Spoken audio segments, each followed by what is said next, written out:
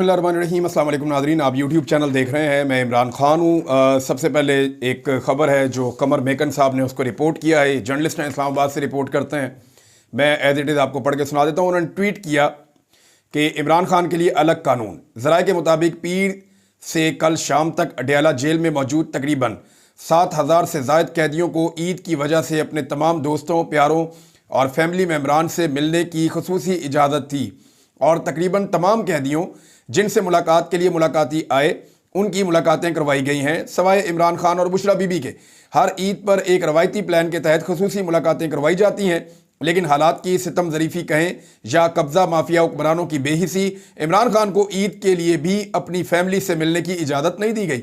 Family ने खुसूसी मुलाकात की अर्जी डाल रखी है, लेकिन मुलाकात की इजाज़त मिलती नज़र नहीं आ रही। ये कमर मेकन साहब हैं, उन्होंने ये रिपोर्ट किया था। ईद, वैसे पाकिस्तानियों को ईद मुबारक। आज ईद की सुबह है पाकिस्तान में और आप सारे ईद मना रहे हैं, लेकिन ईद की असल मुबारकबाद जो देनी चाहिए वो तो शुगर माफिया को देनी चाहिए। पाकिस्तान में ये जो हुकूमत बनी है ना पीडीएम की, ये शुगर चोर, चीनी चोर के नारे लगाते थे। फिर जितने भी चीनी वाले लोग हैं वो सारे इनकी हुकूमत में शामिल हो गए। यानी जितने शुगर मिल मालिकान हैं या शुगर माफिया आप कह लें उनको, ये ज़्यादातर लोग सियासतदान हैं। सियासतदानों की मिले, उनके रिश्तेदारों की मिले, और यही इक़्तिदार में रहते हैं किसी ना किसी सूरत में। मुख्तलिफ पॉलिटिकल पार्टी के अंदर ये अपने बंदे रखते हैं। जब भी कोई पार्टी इक़्तिदार में आती है तो ये अपने मफाद के खिलाफ कोई भी कानून पास नहीं होने देते। गन्ने के किसानों का ये इस्तेहसाल करते हैं। चीनी की कीमतें ये मोनोपोली के जरिए से खुद तय करते हैं और ये बहुत मुनाफा कमाते हैं। अभी इस रमज़ान में इन्होंने कितना मुनाफा कमाया जरा ये आप देखें। 2021 का एक डाटा है, वो ये बताता है कि एक पाकिस्तानी औसतन जो चीनी इस्तेमाल करता है एक साल में, वो लगभग 26 किलो है। पूरे साल के अंदर 365 दिनों के अंदर ये एवरेज है। अच्छा, इसमें जो चीनी की पैदावार पाकिस्तान में हुई है मौजूदा साल में 2024-25 के सीजन में, वो 680 करोड़ किलोग्राम बताई जा रही है। यानी आप ये 6.8 मिलियन टन है। 6.8 मिलियन टन जो है वो चीनी की पैदावार है 2024-25 में। और इसमें से जो 160 करोड़ चीनी है, लगभग 150-160 करोड़ चीनी वो रमज़ान उल मुबारक में बिक गई है। रमज़ान में लोग चीनी बहुत ज़्यादा ख़रीदते हैं और एक्स्ट्रा ख़रीदते हैं, इस्तेमाल भी ज़्यादा होता है रमज़ान उल मुबारक में। तो रमज़ान एक ऐसा सीज़न होता है जैसे कि टेक्सटाइल वालों का, कपड़ों वालों का सीज़न है कि जनाब दोनों ईदों के ऊपर उनका कपड़ा बिक जाता है। जैसे जानवर बेचने वाले जो हैं, मवेशी बेचने वाले, उनका बकरा ईद के ऊपर उनकी बकरियाँ, उनके जो हैं उनके जानवर बिकते हैं, बैल बिकते हैं, उनके ऊँट बिकते हैं। तो उनका वो सीज़न होता है। तो हर एक का शादियों का सीज़न होता है, वहाँ पे बहुत सारी चीज़ें बिकती हैं। शादी हालों का एक सीज़न होता है। इसी तरह जो शुगर मिल माफिया है उसका भी एक सीज़न है, और ये रमज़ान मुबारक इनका सीज़न होता है। होना तो ये चाहिए कि चीज़ों की कीमतें कंट्रोल की जाए। हुकूमत ने दावे किए थे, लेकिन कम से कम 30 रुपए फी किलोग्राम चूना लगाया गया है। इन्होंने कितनी चीनी बेची ये मैं आपको बताता हूँ। 160 यानी तकरीबन कोई 20% चीनी जो इस्तेमाल करते हैं ना पाकिस्तानी, वो इस एक महीने में इस्तेमाल करते हैं। बाकी जो 80% है ऑलमोस्ट, उसको पूरे साल में इस्तेमाल करते हैं। ये मैं मोहतात फिगर आपको बता रहा हूँ। बाज़ डाटे ऐसे हैं, कुछ डाटाज मिले हैं, वो ये कहते हैं कि जी दावा किया गया उनमें कि शायद 20% से भी ज़्यादा चीनी इस एक महीने में इस्तेमाल होती है। लेकिन हम मोहतात चलते हैं, चले 20% आप लगा लें तो लगभग कोई 150 करोड़ किलोग्राम चीनी जो है वो इस्तेमाल की गई है यहाँ रमज़ान मुबारक में। और अगर आप 30 रुपये 35 रुपये का जो चूना लगाया गया फी किलोग्राम पे, उसको अगर शामिल करें तो लगभग 5,000 करोड़ जेबों में गए हैं शुगर मिल माफिया की। आप अंदाजा करें। तो फिर ईद मुबारक तो इनको कहनी चाहिए कि शुगर मिल माफिया जो है, मौजें तो इनकी लगी हुई हैं, पैसा तो इन्होंने बनाया है, ईदी तो आवाम से इन्होंने इकट्ठी की है और हुकूमत ने आंखें बंद रखी हैं। हुकूमत ने बस एक दफ़ा कह दिया यार 164 पे फिक्स कर देते हैं, 130 से उठा के 130-140 पे बिकनी चाहिए थी मैक्सिमम, 164 पे इन्होंने फिक्स करवा दी। वो वहां पे भी नहीं बिकी, वो 180 में बिकती रही है। यानी जो असल चूना है वो 40 रुपए से भी ऊपर लगता रहा है।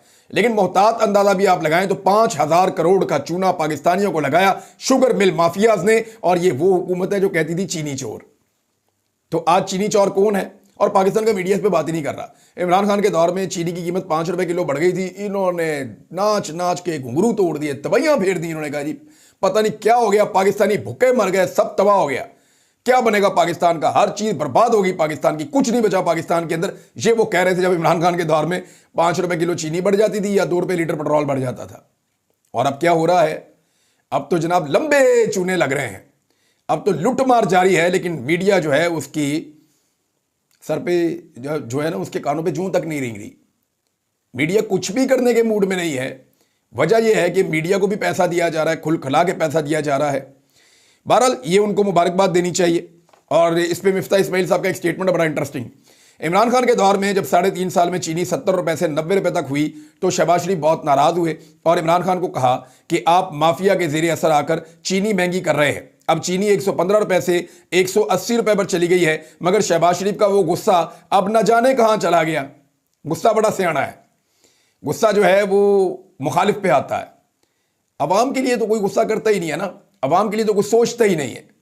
और ये जो बड़े दुखी और दर्द दिल के साथ कहते थे 70 रुपए लीटर पेट्रोल बेचना चाहिए, वो 70 रुपए लीटर से ज्यादा तो ले भी ले रहे हैं। सिर्फ पेट्रोल 70 में बेचना तो बहुत दूर की बात है, जो पेट्रोलियम मसनूआत के ऊपर टैक्सेस हैं वो 100 रुपए से ऊपर हैं। जिन्होंने 70 रुपए लीटर पेट्रोल बेचना था उनके टैक्सेस ही 100 रुपए से ऊपर हैं। जिन्होंने 300 यूनिट तक बिजली फ्री देनी थी हर पाकिस्तानी को, वो बिजली की कीमत 4 गुना करने के बाद अभी मजीद तरीके सोच रहे हैं कि और महंगी कैसे करें। और कौम के ऊपर एहसान क्या चढ़ाया IMF से मुज़ाकरात करके कि जी 1 रुपया यूनिट हमने सस्ता कर दिया। और कहते हैं हम IPPs के साथ बातचीत कर रहे हैं कि ये जो महंगे मुआहदे हो गए थे इसके अंदर नजरसानी करें। भाई ये महंगे मुआहदे किए किसने थे? इनमें बेशतर मुआहदे इन्हीं हुक्मरानों ने किए थे। यही पीपल्स पार्टी और PMLN, इन दोनों की हुकूमतें थी और ये धड़ाधड़ IPPs के साथ महंगे तरीन और दुनिया के गलत तरीन मुआहदे कर रहे थे, जिनका खुमियाजा आज पूरी कौम भुगत रही है। आप 1 यूनिट बिजली इस्तेमाल करते हैं, आप 3 यूनिट बिजली का पैसा देते हैं। आपके पूरे खित्ते के अंदर कहीं पे भी बिजली इतनी महंगी नहीं है जितनी पाकिस्तान के अंदर महंगी है। आपकी इंडस्ट्री बंद हो रही है, आप घर में बिजली इस्तेमाल करते हुए डरते हैं। और अभी जो बिजली के बिल आपको आएंगे, जब ये गर्मियां शुरू हो रही हैं, मामला आगे बढ़ेगा तो आपको लग पता जाएगा कि इन्होंने पाकिस्तानियों के साथ किया क्या है, कितनी ज्यादती की इन्होंने पाकिस्तानियों के साथ। खुद ही पहले गलत मुआहदे किए और अब खबरें चलाते हैं जी हम उनके साथ बातचीत कर रहे हैं। सजा देनी चाहिए उन सारे लोगों को जिन्होंने पाकिस्तान को इस जंजाल में फंसाया है। इतनी बिजली पैदा करने की क्या जरूरत थी जितनी आप इस्तेमाल ही नहीं कर सकते थे? ये फजूल खर्ची नहीं है, ये एक्चुअली इसके पीछे का जो गेम है वो कमीशंस हैं जो बड़े बड़े लोग खा जाते हैं कि जनाब इसके अंदर आप इतना पैसा कमाएंगे, इतना पैसा आप हमें देंगे, हम इतना पैसा अपनी जेब में डालेंगे। हमारा कौन सा घर से जा रहा है? कौम का पैसा है, लुटमार कर लो। तो ये लुटमार हुई है जी पाकिस्तान के साथ। इमरान खान इस लुटमार में हिस्सेदार नहीं बना तो चाहे वो शुगर मिल माफिया था, चाहे वो IPPs माफिया था, पाकिस्तान के सारे माफिया इकट्ठे होकर उसको पड़ गए, लेकिन पाकिस्तान की अवाम इमरान खान के साथ खड़ी हो गई। अब नाजरीन, जो ये अमेरिका से खबरें आ रही है ना, मैंने इसमें कुछ और तहकीकात भी की हैं। पाकिस्तान की एस्टेब्लिशमेंट ने क्यों बात की ओवरसीज पाकिस्तानियों से कि आप टेम्परेचर को डाउन करें? क्या ये कॉमन सेंस है? क्या वो 5 लोग जो आए मिलने के लिए, जिनमें से 2 लोग ज़ाती तौर पे बड़े अच्छे ताल्लुक वाले थे एस्टेब्लिशमेंट के, या वो पहले भी एस्टेब्लिशमेंट से मिलते रहे हैं, 3 लोग नए थे जो बड़ी खुशगवार हैरत के साथ वापस गए कि जी हमें तो बड़ा प्रोटोकॉल मिला है, हम तो बड़े खुश हुए इस प्रोटोकॉल से। सवाल ये पैदा होता है कि ये मुलाकात जो की गई है इसका मकसद क्या है? एस्टेब्लिशमेंट उनसे चाहती क्या थी, या वो एस्टेब्लिशमेंट को क्या दे सकते हैं? देखिए, एस्टेब्लिशमेंट ने अगर टेम्परेचर डाउन करना है तो इमरान खान किसका कैदी है? इमरान खान तो किसी सियासी जमात का कैदी तो नहीं है, कानून का या अदालत का कैदी तो नहीं है। वो तो पाकिस्तान की मिलिट्री एस्टेब्लिशमेंट का कैदी है। वो तो उसकी लड़ाई एस्टेब्लिशमेंट के साथ चल रही है, इस वजह से वो जेल काट रहा है। तो जाएं जाके इमरान खान से बात करें कि टेम्परेचर डाउन करना है, हो सकता है वो टेम्परेचर डाउन कर दे। और अगर इमरान खान टेम्परेचर डाउन नहीं करता तो जो करोड़ों लोग उसके साथ खड़े हैं वो क्यों डाउन करेंगे? देखिए, इसको आप समझें, ये इमरान खान की सपोर्ट छीनने की कोशिश थी और कुछ नहीं था। मुज़ाकरात में जिन लोगों को बुलाया गया उन्हें बताया गया जी इमरान खान अच्छा आदमी नहीं है। उन्हें ब्रीफिंग्स दी गई जी इमरान खान ने इकोनॉमी तबाह कर दी थी। हालांकि उस दौर में 6% से हम ग्रो कर रहे थे और अब हम कभी माइनस पे होते हैं, कभी बड़ी मुश्किल से 1 पे पहुंचते हैं। उस दौर के अंदर इंडस्ट्री फुल बूम पे चल रही थी, आपको फैसलाबाद में वर्कर नहीं मिल रहे थे। आज एक खबर मैं आपको देता हूं, यहीं पे दे देता हूं, बल्कि खबर पहले आपको देता हूं फिर आगे बढ़ते हैं। ये एक्सप्रेस न्यूज की खबर है, देखें आप। गलत पॉलिसियों की वजह से टेक्सटाइल स्पिनिंग मिलें बंद होने का खदशा। ये वो मिले हैं जो इमरान खान साहब के दौर में इनको मजदूर नहीं मिल रहे थे, ये अपनी पूरी कैपेसिटी पे चल रही थी, 3-3 शिफ्टें लग रही थी, मजदूर अवेलेबल नहीं थे, लोग ओवर टाइम कर रहे थे, इतने ऑर्डर आ रहे थे पूरी दुनिया से कि धड़ाधड़ एक्सपोर्ट्स बढ़ रही थी। ये इमरान खान के दौर में हो रहा था। लेकिन अब क्या हो रहा है, कपास की काश्त और खपत बढ़ाने और रुई और सूती धागे की दरामद की बजाय कॉटन प्रोडक्ट्स की बरामदात में रिकॉर्ड इजाफे से मुतालिक तजावीज़ पर अमल दरामद ना होने के बायस पूरे कॉटन सेक्टर में तशवीश की लहर पाई जा रही है। ईद उल फितर के बाद मजीद टेक्सटाइल स्पिनिंग मिलें बंद होने के खदशात पैदा हो गए हैं। इससे पहले जो है वो बहुत सारी मिलें पहले भी बंद हो चुकी हैं। बड़ी बड़ी आपकी टेक्सटाइल मिलें जो है वो काम करना छोड़ चुकी हैं। आपके लाखों लोग बेरोजगार हो चुके हैं। लेकिन एस्टेब्लिशमेंट को लगता है कि अब तरक्की हो रही है और इमरान खान के दौर में तरक्की नहीं हो रही थी। इमरान खान ने कोरोना के बावजूद पाकिस्तान को डूबने नहीं दिया और इनके दौर में तो कोई वबा भी नहीं है और उन्होंने पाकिस्तान को डबो के रख दिया। दहशतगर्दी इमरान खान के दौर में खत्म हुई, इनके दौर में दहशतगर्दी कहां से कहां पहुंच गई, क्योंकि जनरल बाजवा को शौक था कि दहशतगर्दों को वापस लेकर आना है। उनका शौक पूरा करवा दिया, इधर धमाके ही खत्म नहीं हो रहे और अब ड्रोन हमला भी हो गया है। अब नाजरीन देखें, इसमें ओवरसीज पाकिस्तानियों से क्या हासिल किया जा सकता है। पाकिस्तान में इमरान खान आपके कंट्रोल में, इमरान खान से अगर एस्टेब्लिशमेंट जाके बात करे और इमरान खान साहब कोई हुक्म जारी करें या एस्टेब्लिशमेंट चीजों को डाउन करे तो शायद उनकी पार्टी उनकी बात मान ले। या ये लगता है एस्टेब्लिशमेंट को कि ये 3-4 ओवरसीज पाकिस्तानी वापस जाएंगे, बाहर जाके प्रेस कॉन्फ्रेंस करेंगे, जी आज के बाद हमने इमरान खान का साथ नहीं देना या हमने चीजों को डाउन कर देना है, इमरान खान इस सूरत में बाहर आ जाएगा छूट के। क्या लोग इस पर यकीन कर लेंगे? कोई इस पर यकीन नहीं करेगा, ना इन लोगों की कोई गारंटी है। हुआ यह है कि एस्टेब्लिशमेंट एक्चुअली इमरान खान साहब की सपोर्ट खींचने की कोशिश कर रही है कि कम से कम लोग इमरान खान साहब को सपोर्ट करें पाकिस्तान से बाहर। और अब वो ऐसे और लोगों से भी मुलाकात करेंगे, उनको भी बहुत प्रोटोकॉल्स दिए जाएंगे। एक चीज और है नाज़रीन, इसमें यह है कि जो पाकिस्तान के अंदर लीडरशिप है उसमें से अक्सरियत को एस्टेब्लिशमेंट ने कुछ हद तक मैनेज किया है, यानी उन्होंने ओवरऑल कंट्रोल किया हुआ। खैबर पख्तूनख्वा की हुकूमत उनकी मर्जी के बगैर नहीं चल सकती, कोई स्टेटमेंट जारी नहीं की जा सकती। खैबर पख्तूनख्वा की हुकूमत को या हुक्मरानों को सियासत करने की इजाज़त तो है, लेकिन प्रैक्टिकली वो बड़े इकदाम नहीं उठा सकते। जितनी भी बड़ी बड़ी ट्रांसफ़र और पोस्टिंग हैं उसके इख्तियारात वज़ीर आला के पास नहीं है, वो एस्टेब्लिशमेंट के पास हैं। और एक चीज़ तो है कि हालात अब वैसे नहीं हैं, लीडरशिप के ऊपर अवाम को भी उतना एतबार नहीं है। बहुत सारे लोग बहुत ज़बरदस्त जोर लगा रहे हैं, काम कर रहे हैं, लेकिन मैं अक्सरियत की बात कर रहा हूँ। और ऐसा नहीं है कि ये लोग इमरान खान से नफरत करते हैं। लीडरशिप के लोग, किसी के मफादात उसके सामने आ गए हैं, कोई ब्लैकमेल हो गया है, कोई परेशान हो गया है, किसी को खौफजदा कर दिया गया है, किसी को लालच दिया गया है। हर एक को अलग अलग तरीके से डील किया जाता है। देखिए, इमरान खान के साथ पाकिस्तान की आवाम की बड़ी तादाद खड़ी है और ये भी मैं आपको बताऊं कि लीडरशिप भी सारी की सारी इमरान खान के साथ खड़ी है, लेकिन हर एक के अपने अपने मसाइल हैं और उसकी वजह से कुछ लोग कंप्रोमाइज भी हैं, कुछ लोग नहीं कंप्रोमाइज। लेकिन इसके बावजूद अवाम ने जो वोट दिया था वो सबको यह कहकर दिया था कि आपने इमरान खान को वापस लेकर आना है। अवाम ने महंगाई खत्म करने के लिए वोट नहीं दिया, अवाम ने जो है वो इक्तदार करने के लिए वोट नहीं दिया, अवाम ने वजारतें लेने के लिए वोट नहीं दिया, अवाम ने सेहत, हेल्थ और तालीम के लिए, बाकी चीज़ों के लिए, इनके लिए वोट नहीं दिया, अवाम ने इंफ्रास्ट्रक्चर के लिए वोट नहीं दिया, अवाम ने कारखानों के लिए वोट नहीं दिया। अवाम ने वोट दिया था इमरान खान को निकालो बाहर। और पहली मरतबा ऐसा हुआ कि अवाम ने एक ही मकसद के लिए वोट दिया था कि जुल्म का बदला वोट से। इमरान खान के साथ बहुत जुल्म हुआ है, आप इमरान खान से दगा नहीं करेंगे, धोखा नहीं करेंगे, आप उसको बाहर निकालेंगे, हम आपको वोट डाल रहे हैं इस शर्त के ऊपर। यह कह के लोगों ने वोट डाला था। लोग अपनी मर्जी से खुद आए थे, ये तो अपने हलकों में नहीं निकल सकते थे। अब ये सारे इक्तदार के चक्करों में है कि जनाब मैंने ये भी ठीक करना है, ये भी ठीक करना है, ये भी ठीक करना है, ये भी ठीक करना है, लेकिन जिस मकसद के लिए अवाम ने वोट दिया उस तरफ ये बढ़ते ही नहीं है। आज तक एक भी एहतजाज, मैं बड़े एहतजाज की बात करूं, छोटे मोटे तो होते रहते हैं। आलिया हमजा साहब बहुत सारे एहतजाज कर रही हैं, पंजाब में अभी भी हुए, चांद रात पे बहुत एहतजाज हुआ, गुज़िश्ता रात बहुत सारी जगहों पे मुजाहरे किए गए, पाकिस्तान तहरीक इंसाफ के लोग निकले, कहीं 100, कहीं 50, कहीं 200, कहीं 400, बस इतने ये छोटे मोटे एहतजाज होते रहे। लेकिन बात यह है कि आज तक कोई भी एक बड़ी तहरीक या बड़ा एहतजाज पाकिस्तान तहरीक इंसाफ ने किया हो अपने से, इमरान खान के हुक्म के बगैर, तो मैं मान लूं कि यह क़यादत इमरान खान को बाहर निकालना चाहती है। सादी बात है ना। क्या आपने सुना कि अली अमीन गंडापुर ने अनाउंस कर दिया इस बात को कि मैं इमरान खान को बाहर निकालूंगा, मैं एहतजाजी तहरीक चला रहा हूं, परसों से शुरू हो जाएंगे या 10 दिन बाद शुरू हो जाएंगे या 1 महीने बाद शुरू हो जाएंगे? नहीं, इमरान खान साहब हुक्म देते हैं कि आप एक नई तहरीक शुरू करो और ये सारे इस चक्कर में लग जाते हैं कि इमरान खान को मना कैसे करें, डेट आगे कैसे करवाएं, हम पीछे कैसे रुक जाएं, हम चीजों को डिले कैसे करवाएं। ये सबको पता है कि कौन कौन कितना घबराहट का शिकार होता है उस वक्त। और बाद में ताने दिए जाते हैं जी मैंने इतने पैसे खर्च कर दिए, मैंने जेब से अपनी जमीन बेच के पैसे खर्च कर दिए, मैं जनाब वहां से जो है वो लेकर आ गया, मैंने वकीलों के पैसे दे दिए।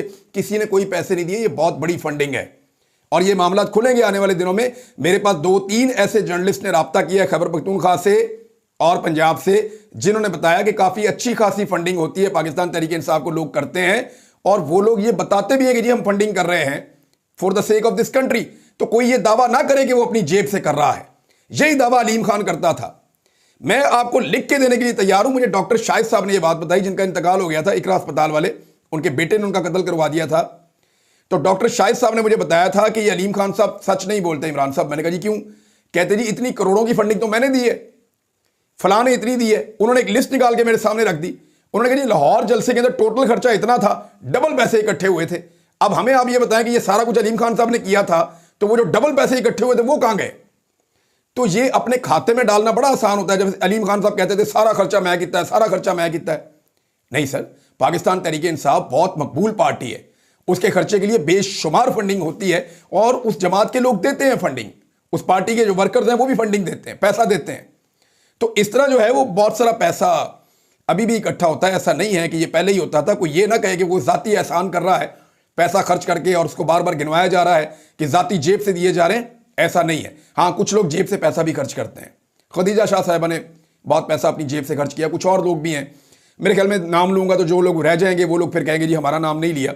एक पूरी लंबी लिस्ट है जो लोग पैसा अपनी जेब से भी खर्च करते हैं। अब नाजरीन, ये खुद से तो इन्होंने कोई एहतजाज किया नहीं और एस्टेब्लिशमेंट इसको मैनेज कर रही है।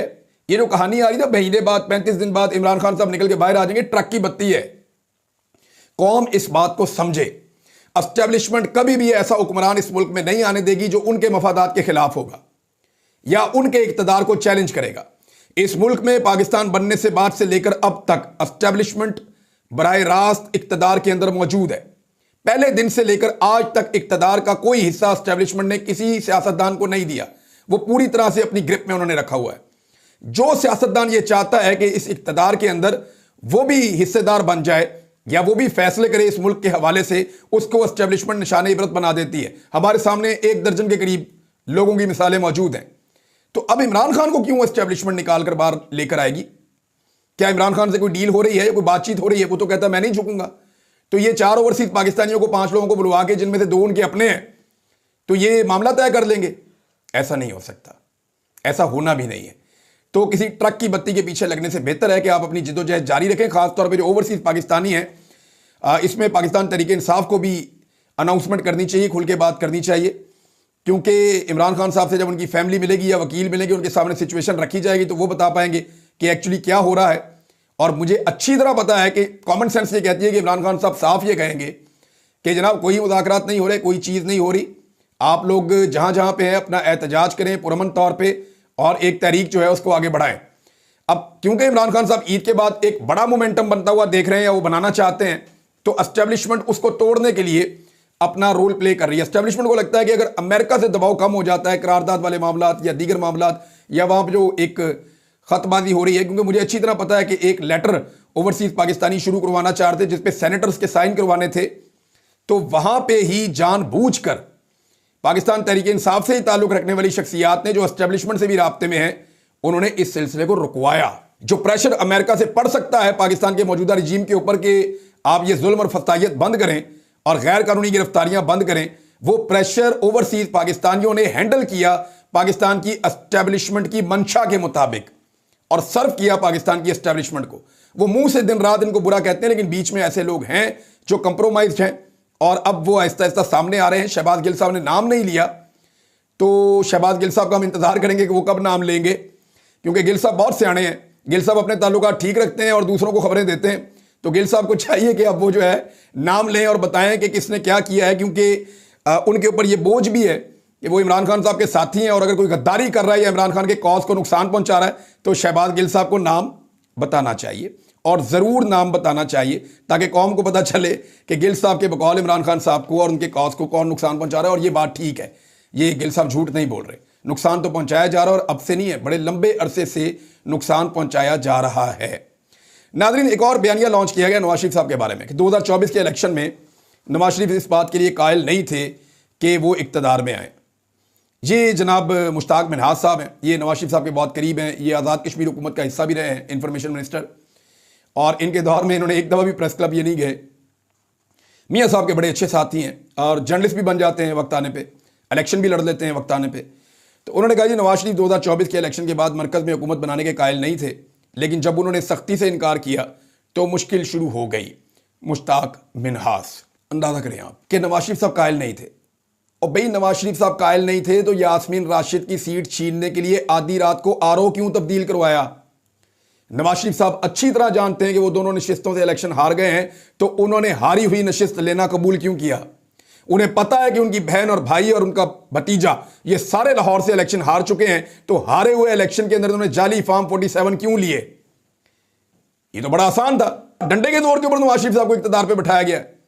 भाई ये लंदन से डील करके आए थे कि मेरी बेटी को वज़ीर आला पंजाब बना दो और वफाक में हमारी हुकूमत होनी चाहिए।